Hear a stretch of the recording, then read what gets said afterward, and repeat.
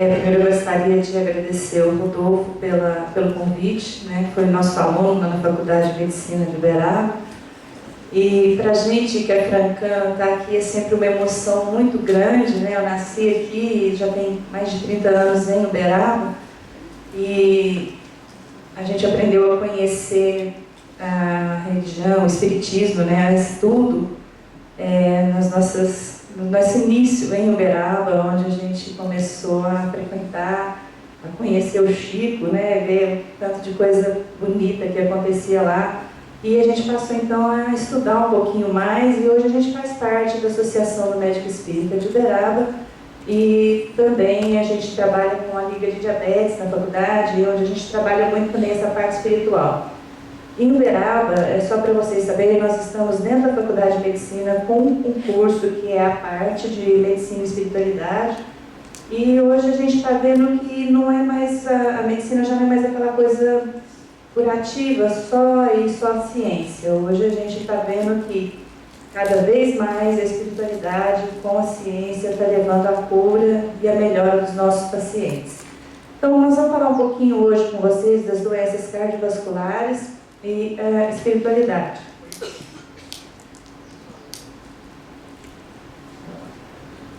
Bom, então, por que a importância desse tema? O que acontece, então, que nós vamos estudar mais esse tema? Por quê?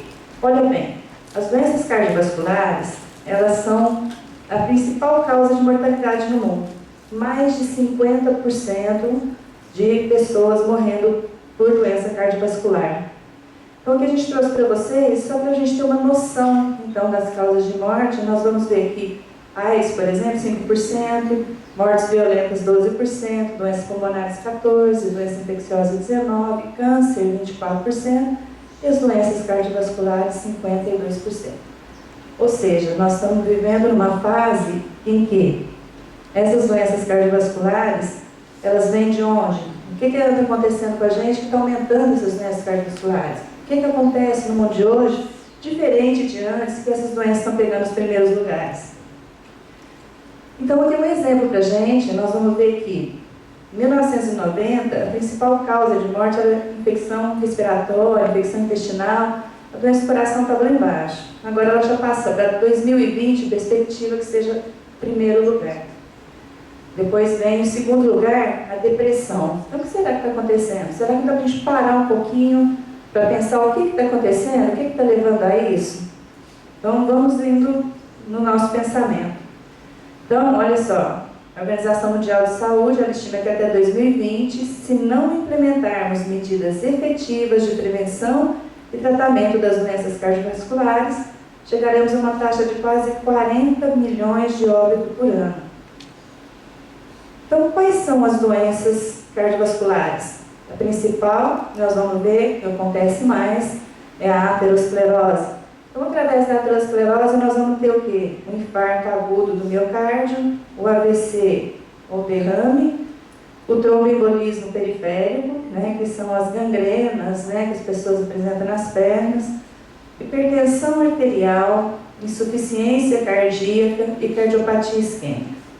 Dentro dessas, nós vamos ver o quê? Que existem maiores riscos cardiovasculares. Esses riscos cardiovasculares maiores estão nos homens com mais de 55 anos e nas mulheres com mais de 65.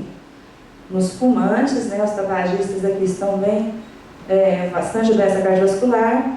As dislipidemias, ou seja, triglicérides e colesterol alterado, principalmente aquele colesterol, o bom, baixo, e o ruim, mais alto. Diabetes e história prematura de doença cardiovascular, ou seja, se na família da pessoa ela teve alguém que morreu mais cedo por infarto, a chance dela ter infarto é maior. Então, a aterosclerose, a gente vai mostrar aqui para vocês como que ela ocorre, né? Então, nós vamos ter primeiro o espessamento dos vasos sanguíneos, das artérias, que vão depositando, então, as gorduras. E pode reduzir, então, o quê? A chegada de sangue até os órgãos, isso a gente chama de isquemia. E a isquemia vai progredindo até morrer, e a necrose.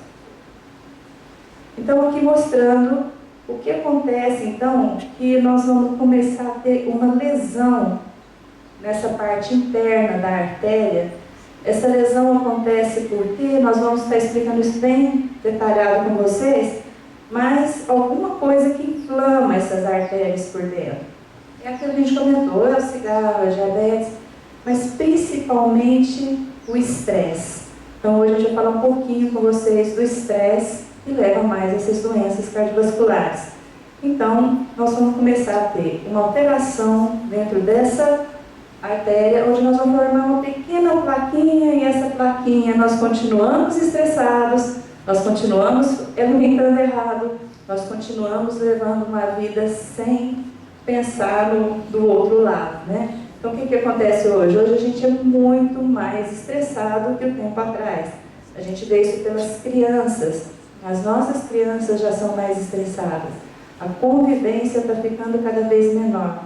A informática está tomando conta de tudo, né? Então, a gente vê o pessoal sentado numa mesma mesa, conversando pelo WhatsApp, e em vez de olho no olho. Então, a gente está perdendo essa questão de convivência. E nós vamos ver que isso é muito importante na prevenção dessas doenças. Então, olha lá, essa plaquinha, então, começa a formar um trombo, e nós continuamos fazendo errado, nós continuamos estressados, nós continuamos nossa vida errada. E o que vai acontecendo? Esse trombo vai aumentando, tá? Ele já vai entrando para dentro da artéria, até que entope. Então, entupiu, vem o infarto, o derrame. Então, é onde a gente vai ter que tentar trabalhar isso para evitar chegar lá. E quando a pessoa tem infarto, ela pode ter arritmia cardíaca, então morte súbita, insuficiência cardíaca, insuficiência da válvula mitral, inflamação da membrana que cobre o coração, que é a pericardite, ruptura miocárdica, trombose dentro do coração, aneurisma do coração e embolia pulmonar. Ou seja, não é só ter o infarto, mas vem as complicações do infarto depois. E falar um pouquinho aqui da hipertensão, nós vamos falar por quê? Porque a hipertensão é um dos fatores que vai levar então à lesão daquelas artérias. Então, a hipertensão, nós temos a herança, o ambiente, levando uma pré-hipertensão. Em torno de 20 aos 40 anos, a gente pode começar já a ter uma hipertensão inicial, depois uma hipertensão estabelecida, que pode ser não complicada, e quando ela complica, então levando ao que a gente chama de hipertensão maligna, as doenças hipertróficas do coração, as doenças de aneurisma, isquemia, né, e doenças renais. Então, quando eu falo, como é que eu classifico a pressão arterial? Então, a pressão arterial, a gente classifica como ótima quando a nossa pressão está abaixo de 12 por 8. Quando ela está abaixo de 13 por 8,5, eu falo que é uma pressão normal. Quando ela está entre 13 a 14 e 8,5 a 9, eu falo que ela está limítrofe. Quando eu começo, então, a hipertensão acima de 14 por 9, no estágio 2, 16 por 10, no estágio 3, 18 por 11. Ou seja, tomar cuidado para a gente deixar chegar nesse aí, né? Bom, então nós vamos ver que fatores psicossociais, como o estresse e a depressão, ela oferece, quando presente, um risco quase 3 vezes mais de infarto do miocárdio. E se fossem adequadamente controlados e extintos, cerca de 32,5% dos infartos seriam evitados em todo o mundo. Olha que importante que é esse aqui. Então, nós vamos mostrar alguns passos para vocês, né? Então, vamos entrar aqui. A depressão, principalmente a depressão, né? Então, nós vamos ver o que acontece na depressão, é que mecanismos psicológicos, como principalmente a hiperatividade do sistema simpático adrenal, parece que vai ter depois uma palestra sobre neuroendócrino, mas a gente vai falar um pouquinho aqui com vocês sobre essa alteração do tônus autonômico e alteração da agregação plaquetária. A agregação plaquetária é aquelas plaquinhas que vocês viram que vai crescendo, não? Então, isso depende dessa alteração do tônus. Então, como que acontece isso? Então, eu trouxe isso aqui para a gente ver que hoje, no dia a dia, no estresse, na correria, a gente não tem muita convivência, e é aquela vida que acorda cedo e vai dormir tarde, não tem mais visita nas casas dos parentes, não tem mais aquele tempo que era da época da gente mais atrás, que tomava seu cafezinho na casa dos parentes, né? Hoje ninguém pode ir porque o outro está ocupado, a gente nem sabe se pode ir na casa da pessoa porque pode estar atrapalhando. Quer dizer, a convivência, o estresse, a falta de convivência e o estresse do dia a dia. Então, nós temos aqui, que eu acho bem importante mostrar para vocês, o nosso cérebro, a nossa glândulazinha, que a gente chama de glândula maestra, que é a hipófise, né? É a glândula que comanda todos os hormônios no nosso corpo. Ela produz um hormôniozinho chamado ACTH, que vem então através do estresse. Esse ACTH, ele vem sobre as nossas duas suprarrenais, que são as glândulazinhas que estão em cima do rim, que é a glândulazinha do estresse. Então, quando nós estressamos, essa glândula vai liberar principalmente corticoide e adrenalina. Então, eu vou dar só um stopzinho aqui para comentar com vocês um trabalho científico que o pessoal de Ribeirão Preto fez, que é muito interessante para mostrar esse fator estresse. Então, eles fizeram um trabalho com ratinhos. Eles pegaram um grupo de ratinhos que tiraram a suprarrenal deles, que é a glândula do estresse, e davam o corticoide para eles sobreviverem. O outro grupo, eles deixaram os ratinhos normais com a suprarrenal. E eles pegaram esses ratinhos e passaram eles por diversos estresses. Então, nesse estresse, o que ele fazia? Deixava o ratinho passar fome, dava choque nos ratinhos, afogava os ratinhos. Então, estresse, assim, fortes dos ratinhos. Depois, eles pegaram e sacrificavam os ratinhos. Então, aqueles ratinhos que eles deixavam a suprarrenal lá, eles estavam, os que tiraram a suprarrenal, eles estavam normais, tranquilos, sem problema nenhum, abriram o ratinho, estava beleza. Os ratinhos que continuaram com a suprarrenal deles, levando esse estresse todos, eles tinham perdido pelo, estavam sem a pontinha do rabo, eles tinham aterosclerose, tinham gordura no fígado, e eles tinham úlcera gástrica. Então, a gente vê que realmente o estresse. Então, hoje a gente fala que essas doenças cardiovasculares, ou as doenças do estresse, depressão, elas estão ligadas no tripé. E esse tripé que a gente fala, ele é o genético não tem como a gente mudar muito, a gente já traz isso dentro das nossas células. Aí a gente tem, além do genético, o estresse físico e mental e os nossos hábitos de vida. Então, questão de alimentar errado, obesidade, alimentar gordura, nesses fast food que a gente vê que é muito interessante. A gente vê que ultimamente as porções das comidas elas vêm aumentando sem a gente perceber. A gente tem até um slide interessante mostrando a aula de obesidade, e as porções, por exemplo, vou pegar um McDonald's que todo mundo conhece, né? A porção do McDonald's de 1955, a batata era tipo 20 gramas, hoje é 150, então as coisas vêm aumentando, a gente está comendo mais coisas piores e levando então todas essas alterações, e junto com o estresse, não dá tempo de almoçar, come o que está na frente, então essa coisa toda levando a alteração e principalmente a estímulo da glândula suprarrenal.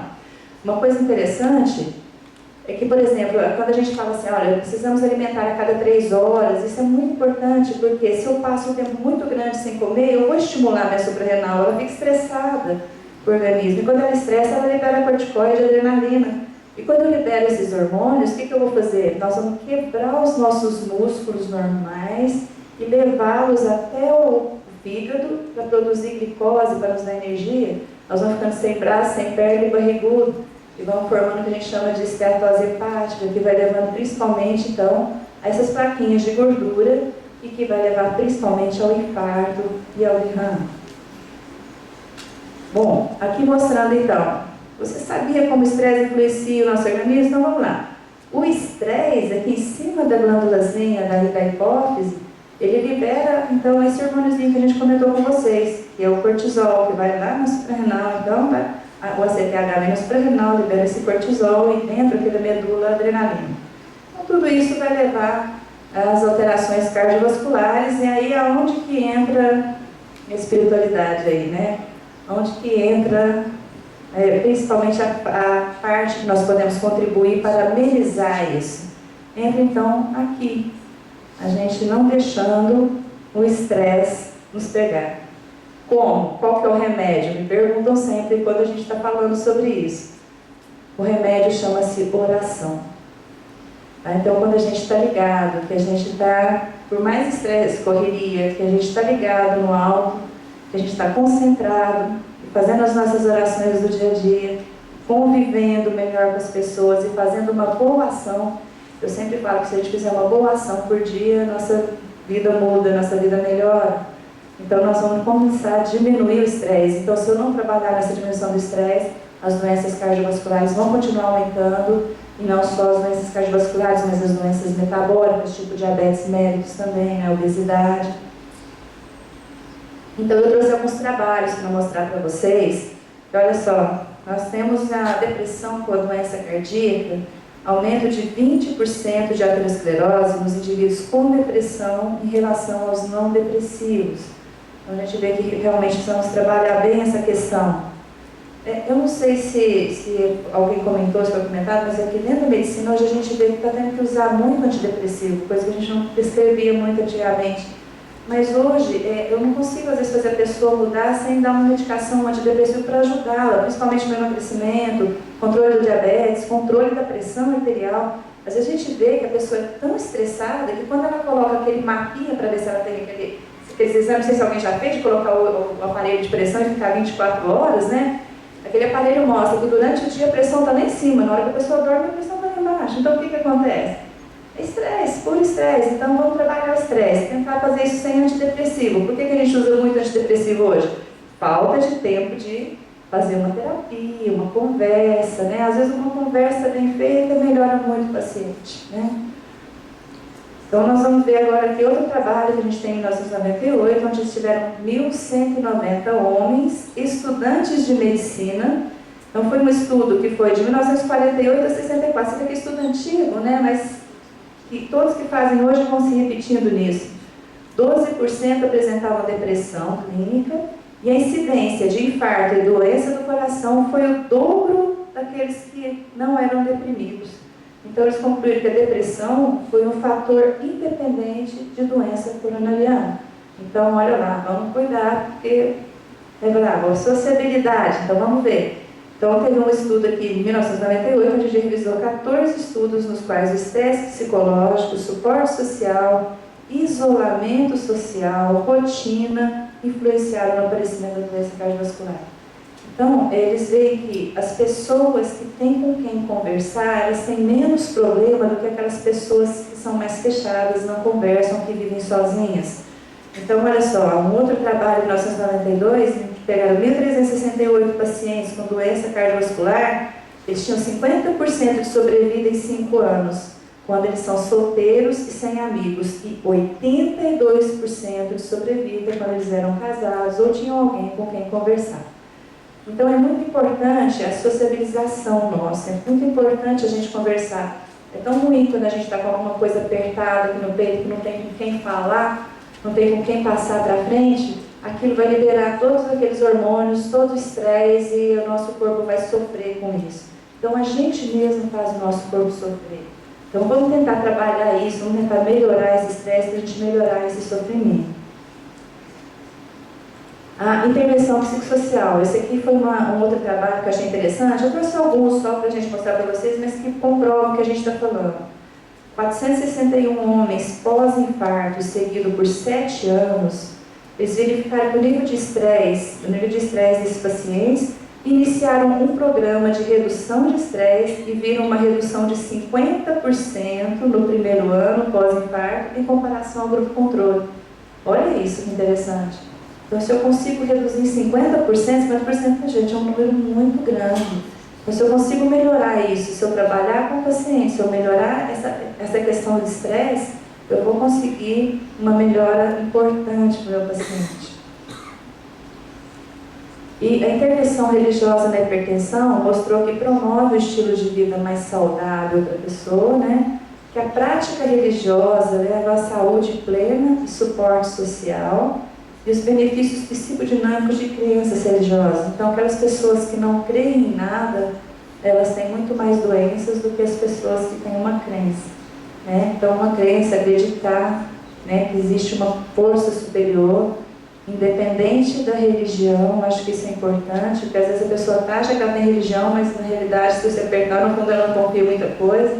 Então, é importante a nossa confiança, a nossa oração, com certeza de que a gente está sendo ouvido, que a gente está sendo atendido e que a gente está chegando para a gente na hora certa. O tempo é dele, não é nosso. Tá? Então, às vezes, a gente estressa, querendo que as coisas sejam no nosso tempo, mas as coisas chegam para a gente na hora certa. Agora, essa correria do dia a dia, de correr atrás de tudo, de cada vez mais pegar mais trabalho, mais coisas, a gente esquece disso. Né? A gente esquece de agradecer cada dia que ele levanta, né, a oportunidade de estar vivo, e a cada coisa que a gente faça, a cada pessoa que a gente vai estar junto, a gente colocar isso dentro do nosso coração e mandar com oração. A oração não precisa chegar lá e falar, Pai Nosso que estás no céu, não. Oração é só dar uma olhadinha para cima, pô, obrigada. Né? Então, eu acho que isso aí já é uma oração. Então, o importante é que dentro do coração, a gente está com o coração aberto, ter certeza que a gente está fazendo o melhor que a gente pode. E isso é difícil. A gente às vezes tem melodia e fala, poxa, podia ter feito isso assim, podia ter ajudado aquela pessoa mais. E a gente que está dentro de um hospital, principalmente o hospital escola, na Ajudarada, e a gente tem uma dificuldade muito grande, às vezes, de conseguir o melhor para aquele pacientinho que está ali, porque não tem condição, né, financeira. Então, a gente tem que trabalhar dentro do que ele tem, e isso é muito interessante, porque quando a gente consegue uma melhora desse paciente com o que ele tem, nossa, isso é um agradecimento grande mesmo. A gente agradece a Deus demais essa oportunidade de poder estar chegando até ali e melhorando a vida de uma pessoa. Eu sempre falo isso para os alunos que passam com a gente lá. Se você melhorar a vida de uma pessoa por dia, sua missão como médico está cumprida. Uma, se mais, melhor ainda, né? Então, vamos lá. Existem outros trabalhos, do Luquezzi, em 2013, agora, mostra que os estudos sugerem que a meditação, oração, levam a respostas relaxantes, com redução da tensão muscular, redução da atividade do sistema nervoso simpático, que é a adrenalina, lá em cima da nossa suprarrenal, diminui a atividade do eixo hipotálamo hipófise adrenal, que é aquilo que a gente mostrou, então diminui o ACTH, que diminui o cortisol, então a pessoa vai ficar mais calma. Isso reduz, então, como consequência, a hipertensão arterial. Então, vamos tentar trabalhar a nossa hipertensão com a nossa cabeça. Tá? Então, se a nossa cabeça estiver melhor, o remédio ele é só uma bengalinha. Como disse o Dr. Rodolfo, na hora que eu cheguei escutando ele falar do captopril, não é deixar de tomar um remédio, né? Porque tem uma coisa interessante, eu vou passar depois no outro slide, não adianta eu só ter fé e não fazer a minha parte, né? Então, isso é muito importante, porque senão não precisava de médico aqui, né? Se fosse só questão fé, né? Mas a gente tem que saber nos cuidar. Eu falo isso muito para os pacientes, principalmente com diabetes. Nós temos uma dificuldade muito grande em fazer dieta. Dieta é a coisa mais difícil para pedir para o paciente fazer. A gente vê, nós temos uma estatística dentro da nossa área que de cada 100 pacientes que nos procuram para emagrecer e fazer dieta, só um consegue. De cada 100, só um consegue perder e manter. 80 perde e volta e 20 nem perde. Então a gente vê a dificuldade, né, da questão alimentação. E alimentação, gente, é tudo, a gente é o que a gente come. A gente que trabalha muito com essa parte, a gente vê isso. A gente vê melhoras assim, incríveis. A gente tem pacientes que perdem 30, 40 quilos e não tem mais diabetes, não tem mais hipertensão, não tem mais nada. Não tomam nenhuma medicação. Então, às vezes a pessoa joga tudo para medicação. Então, acho que se a gente tentar, o que é importante? O que eu estou querendo dizer aqui? Se a gente tentar um equilíbrio, né? Um equilíbrio da parte espiritual com a parte física, a gente consegue levar uma vida mais saudável, né? Então vamos ver aqui, esse mesmo Luquezzi, ele fez um levantamento de 110 pacientes idosos que estavam reabilitando na Santa Casa de São Paulo. Aqueles que eram mais religiosos tiveram melhora mais rápida no tratamento e relataram ter mais qualidade de vida. Então por quê? Porque a pessoa que acaba aceitando um pouquinho mais as coisas, né? E agradecendo, mesmo sendo uma coisa ruim que aconteça com ele, agradece porque aquilo vai ser melhor para você depois. Não sei em qual tempo, não sei em qual hora, sem pressa, vai chegar. E é interessante que a gente, depois de um tempo, vai montando quebra-cabeça. A gente fala, oh, por isso que aconteceu aquilo, por isso que aquele outro não aconteceu, porque tinha que acontecer esse outro. Então, a gente vai montando quebra-cabeça depois e é muito interessante. O problema é ter paciência, trabalhar a paciência e, principalmente, estar ligado lá em cima. Acho que isso é a principal coisa que nós podemos fazer. Teve também um outro estudo que eu queria mostrar para vocês, um estudo americano, realizado na Universidade de Duke, onde 3.963 pessoas concluiu que a leitura de textos religiosos, a prática de oração ou a participação em cultos reduziu em 40% o risco da pessoa ter hipertensão. Gente, são estudos grandes, vocês veem que não são 1, 2 pacientes, que mostram realmente que nós precisamos dar uma melhorada nisso. E a religiosidade, ela, como prática semanal, ela pode ser um fator protetor contra doenças cardiovasculares, por promover melhor controle de ansiedade, estresse e hábitos saudáveis de vida. Aqui que eu queria chegar para vocês. Então, não adianta eu só dedicar a religião e esquecer os outros fatores que eu preciso trabalhar, né? Então, quem só dedica a religião e esquece os outros fatores não estará mais protegido do que alguém que cuida da saúde e não é tão religioso. Agora, se eu associar os dois, melhor ainda, né? Então, a gente vai ter um resultado bem melhor. Então, nós não precisamos da ciência para validar as nossas crenças espirituais, da mesma forma que nunca podemos usar a nossa fé para validar os dados científicos. Então, uma coisa é uma coisa, outra coisa, mas quando a gente une as duas e leva isso no equilíbrio, nós vamos chegar onde a gente precisa. Então, a saúde, ela não se refere apenas à ausência de doença. Então, às vezes a pessoa fala, eu tenho saúde, mas não tenho qualidade de vida, né? Então, é importante que essa pessoa tenha o bem-estar físico, emocional e social. Então, nós precisamos estar tentando estar nesse equilíbrio. E nós somos as únicas criaturas na face da Terra capazes de mudar a nossa biologia pelo que pensamos e sentimos. Então, nós podemos mudar o ritmo. A gente vê pacientes, por exemplo, que o médico chega e fala, você está com câncer, você tem 6 meses de vida. Eu já vi vários casos, a pessoa chegar depois de mais 10 anos, ela conseguir. Ela fala, não, eu vou conseguir, eu vou chegar, eu vou dar conta, e aquilo a gente não sabe explicar na ciência o que acontece, mas a gente sabe que o pensamento positivo, ele vai fazer com que as células melhores prevaleçam. Então, se eu conseguir manter o pensamento positivo, mesmo eu estando com um diagnóstico ruim, eu vou conseguir ter mais tempo de vida com mais qualidade. Isso é importante, então está aqui na nossa cabeça. Então, quando a gente fala que a doença não é só no corpo, ela é no corpo e no espírito. Então, nós temos que ter o espírito saudável para o nosso corpo ficar saudável. E aqui a gente encerra mostrando para vocês, então, que a saúde é um estado da alma. Os pensamentos negativos envenenam as células e comprometem o funcionamento dos órgãos. Então, vamos tentar ter só o pensamento positivo, quando vier os negativos, a gente tirar da cabeça, eliminar tudo aquilo que faz a gente ser feliz.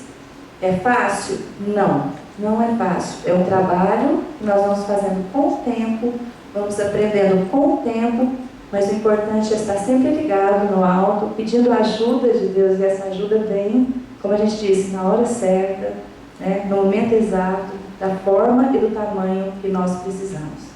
Muito obrigada.